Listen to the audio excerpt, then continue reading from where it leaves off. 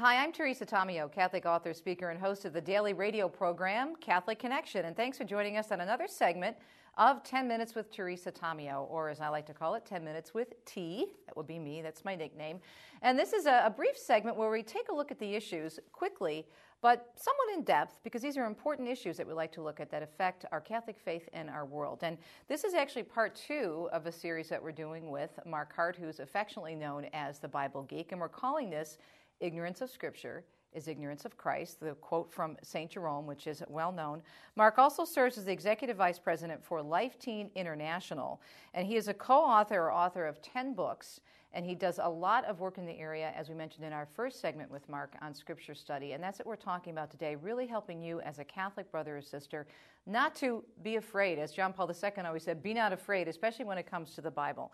Now, Mark, I have a friend of mine, you probably know him, he's another apologist, John Martinoni. Mm-hmm. And he does a lot of work, of course, in apologetics and speaking and writing about helping Catholics embrace Scripture. And he always says, there's nothing in the Bible that contradicts the Church, and there's nothing in the Church that contradicts the Bible.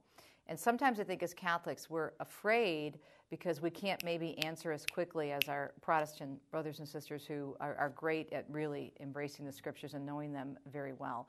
But everything that we believe in the Catholic faith is in there. It's all rooted in Scripture. Right. What I'm always telling people, especially in today's culture, where everyone who has a blog all of a sudden thinks of themselves as a philosopher. Right. You know what I mean? All of a sudden I have a website, so I must spew truth, and that's just absolutely not true, as we know.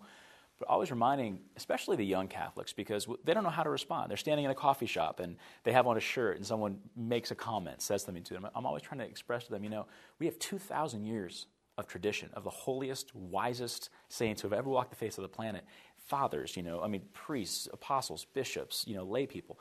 And even when and your we legs, gave the world the Bible, the New Testament. I think it wouldn't hurt. Yeah. It'd be nice to get a thank you note. Yeah. We did. Hello. Yeah. But I'm just trying to remind people that even when your legs are shaking on the foundation because you don't know how to respond, the foundation 2,000 years strong is not shaking beneath you. Right. There is an answer. You just have to have the volition and the humility to go find it. And I think also the point you brought out in the first segment we were talking about Scripture study is not to be defensive, because Jesus won people over with his love, and with the beauty of what he had to say to people and how he drew people in to the true faith. But it's important to just be confident. I remember we were talking before we started rolling on this segment. I had the same experience you did when I got hooked on apologetics, and I'm able to recall. I have a very good memory, and so once I started really embracing the Scriptures and being able to answer the questions about where it's purgatory in the Bible, and why do you re-sacrifice Jesus on the cross every week, and the usual, and you worship the saints. Why are you cannibals? Yeah, blah blah blah. Exactly. Yeah, blah blah blah blah blah. So all those different things, I was like, yeah. Next time somebody comes up to me, I'm going to boom boom boom. But I was losing that love aspect of it, and now years and years later, it's like, what? It's the Church. And I can defend it, and I can quote, chapter and verse, but I don't feel that need to do so because I know that I'm rooted on the foundation of the Church. And we're called to be living apologetics. I love that. There's that line in 1 Peter. It says, be prepared when people come to you and they want to know the source of your hope. Right. And there's a huge presupposition there. That is that you are living in such a way, you're so 1 Peter joyful. 3:15. Wow. Always be ready to you give a defense for the hope that is in you, but to do it with gentleness and reverence. Exactly. Ha! There you go, see? And if people are coming forward, it presupposes that there's something different about you, that there's a joy about you, a peace about you, a confidence about you.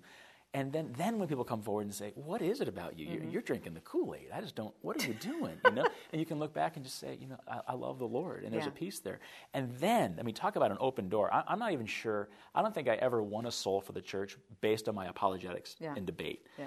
I know that the Spirit, though, working through my joy and that sort of thing, that humor, is so just love. Yeah. I know, and I've watched people have told me that have come and been open to God's truth, and there's nothing more contagious than joy. Yeah. And don't you think when you have that confidence and you're resting in the Spirit, that shines through? People, that people are not offended by you. You're just being yourself, and Jesus is coming through. But you have that head knowledge and you have that heart knowledge, that combination. And people really want the truth. Mm-hmm. They really, on the deepest level, people want truth.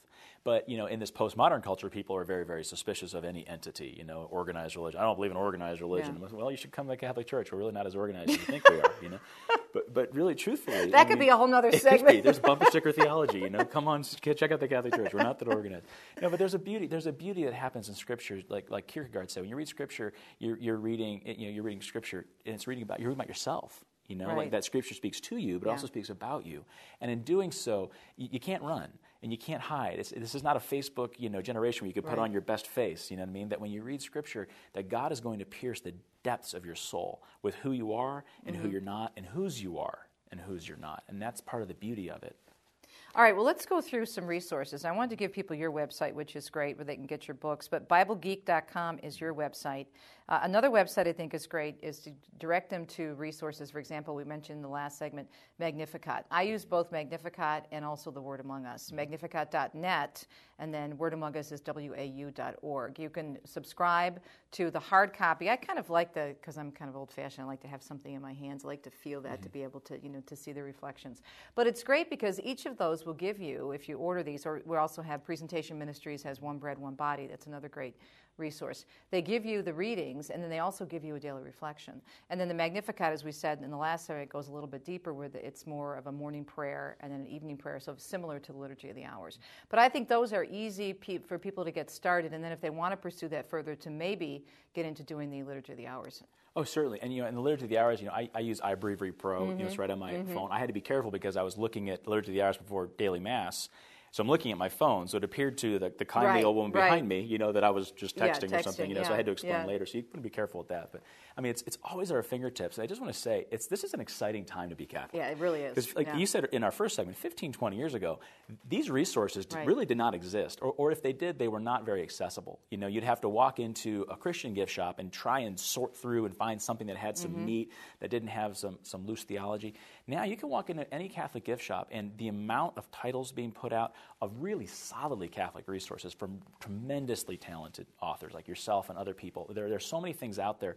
It just takes taking 15 or 20 minutes, thumbing around, asking other people what they're reading, But the amount of resources now available, free online and even for a few dollars, in book form, absolutely unbelievable. There's no reason that a Catholic should feel as though it's just too late.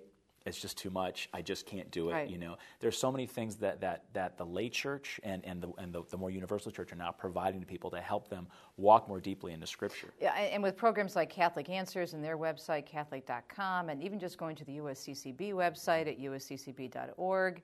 EWTN News has it on their website, EWTN.com. We have it on Ave Maria Radio. I mean, it's endless. Most of the Catholic websites out there, whether it's for a radio apostolate or a Catholic newspaper, they will have the listing of the daily readings. CatholicExchange.com has the daily readings there every day. So there is no excuse not to know Scripture. And you don't have to physically even purchase it. As you said, you can literally just go online to your favorite Catholic website and do your daily readings every day.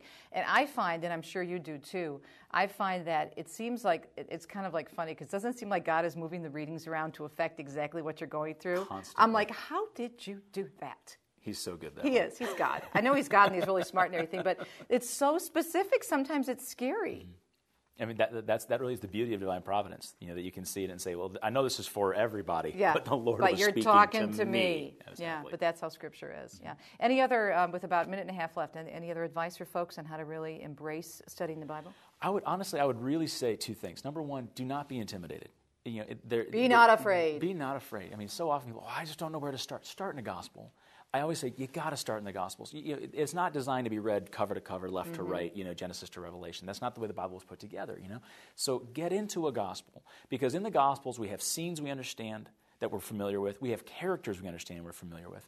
And in the Gospels alone, you can spend just the entire year in just one gospel, and not just to read until you get tired or bored. That one of the beauties of the way Scripture is broken down is those subchapters. Read a few verses at a time. You don't have to read 2 and 3 pages. This is not a mystery novel that we have to get through. Right. You can take 3 or 4 verses and really, the church says, ruminate, chew on them. That you can stay just in the baptism of Jesus, which is 4 or 5 verses, and you could spend a week just in there. I mean, really putting yourself in, like we said, Lectio Divina. Right. That really is important, number one. And number two, realizing that there's always going to be something else to do.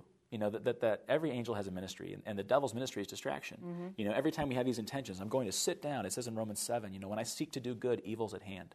So realize that when you seek to read Scripture and you're going to get interrupted. You're going to get interrupted. Right. So make it smart time. Sit down and carve time out every day, and you'll be amazed how grace builds on grace. Yeah.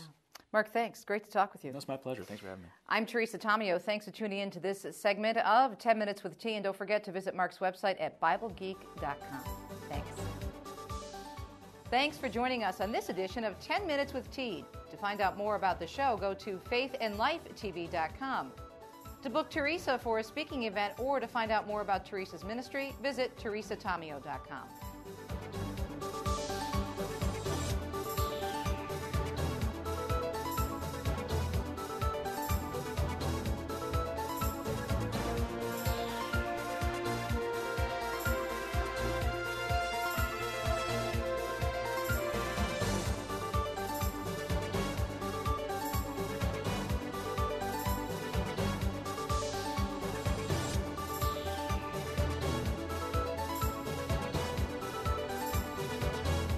We'll see you next time right here on 10 Minutes with T.